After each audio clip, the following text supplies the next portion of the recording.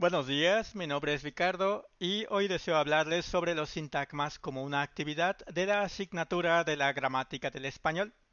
El tema es muy interesante y es especialmente útil para dos clases de personas, los que están aprendiendo el idioma español y los que lo enseñan. Primero vamos a ver qué tiene que ofrecer este tema. El sintagma es tema de estudio de la sintaxis. Ignacio Bosque lo define como la parte de la gramática que estudia la forma en que se combinan las palabras y los significados a los que dan lugar estas combinaciones. Vamos a ver ahora algunas definiciones del sintagma. Larousse define como una agrupación de palabras en torno a un núcleo, y este núcleo puede ser algunas clases de palabras que admiten complementos y determinantes. De esta cita me gustaría recordar que los sintagmas son constituyentes oracionales, también llamados constituyentes sintácticos. Si ahora mismo vemos los ejemplos de un sintagma, tal vez no se vean muy diferentes de una oración. Necesitamos más información para poder apreciar su utilidad en el estudio de las oraciones. De aquí tenemos dos temas a tratar, su estructura y los diferentes tipos que existen. Vamos a empezar con la estructura. Con respecto a la estructura, tenemos varios temas. Veremos la distinción entre el sintagma endocéntrico versus el sintagma exocéntrico, además de la expansión del sintagma y las distintas maneras en las que esto ocurre. De acuerdo con Ocaña, el sintagma endocéntrico se estructura por un núcleo o un núcleo y modificadores, como podemos ver en el ejemplo en pantalla.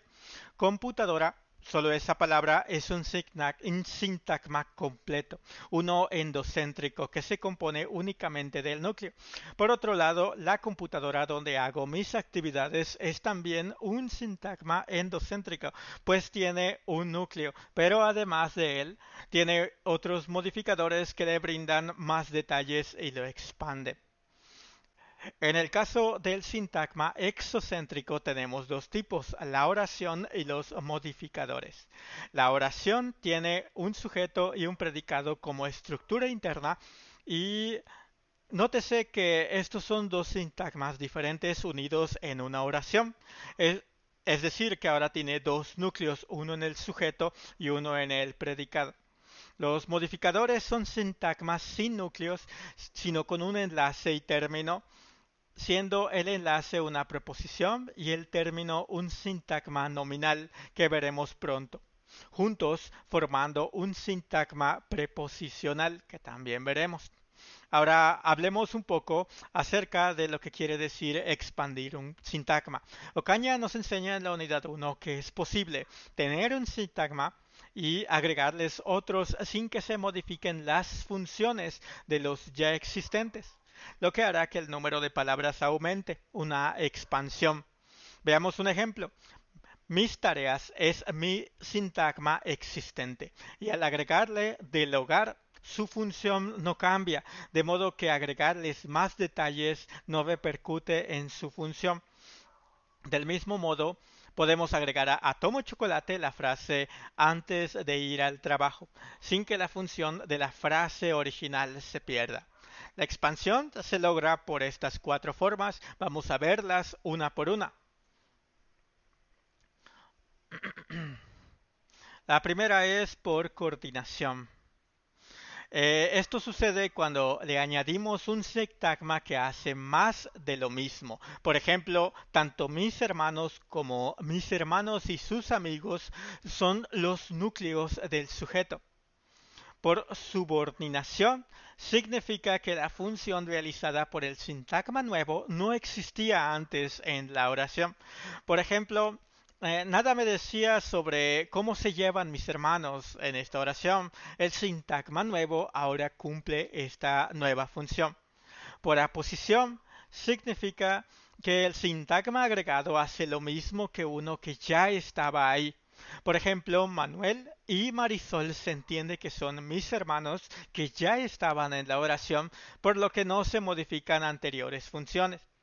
Y por último, aposición sigue por adjunción, que es cuando el sintagma anexado es una interjección. En el ejemplo A, Cumple una función de expresar sorpresa, algo que no había en la oración original. Es hora de ver el tema de los tipos de sintagma que existen. Aquí tenemos los 5 diferentes tipos y un ejemplo de cada uno. Vamos a analizarlos por separado. El primero es el sintagma nominal que por su nombre sabemos que su núcleo está formado por un nombre o sustantivo, pero Alvarado en su video de YouTube nos cuenta que también puede usar de núcleo un pronombre, un verbo en infinitivo o una palabra sustantivada.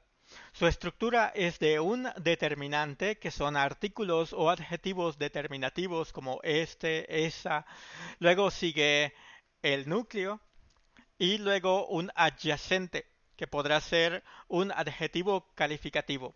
Y por último, entre comas, la aposición.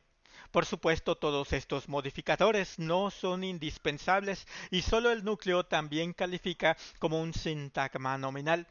Así que hay para elegir. El sintagma verbal es bastante simple ya que solo consta de su núcleo. Pero mira todas las formas que este núcleo tiene: verbo simple o compuesto, voz pasiva, locución verbal o perifrasis verbal.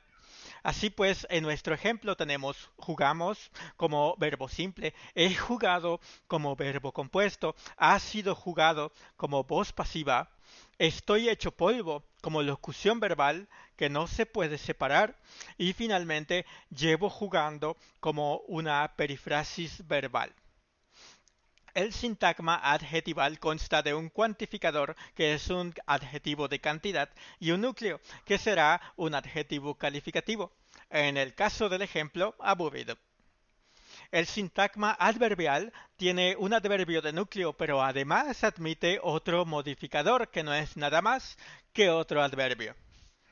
Finalmente, el sintagma preposicional es un sintagma sin núcleo. Su estructura es una proposición y un término que será el sintagma nominal que hemos visto ya.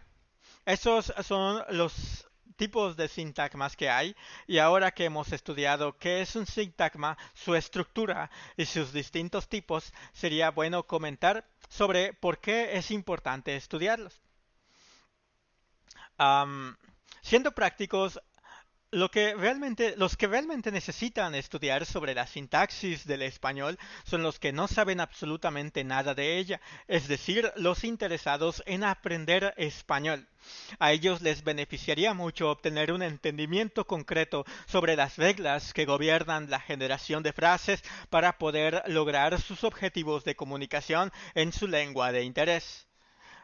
Pero, ¿cómo aprenderán desde cero? Aunque el estudio autodidacta rinde muchos frutos, no es para todos. Sin duda no sobrarán profesionales en la enseñanza de español que puedan explicar estos conceptos y reglas sobre la gramática del español que les serán muy útiles a los estudiantes.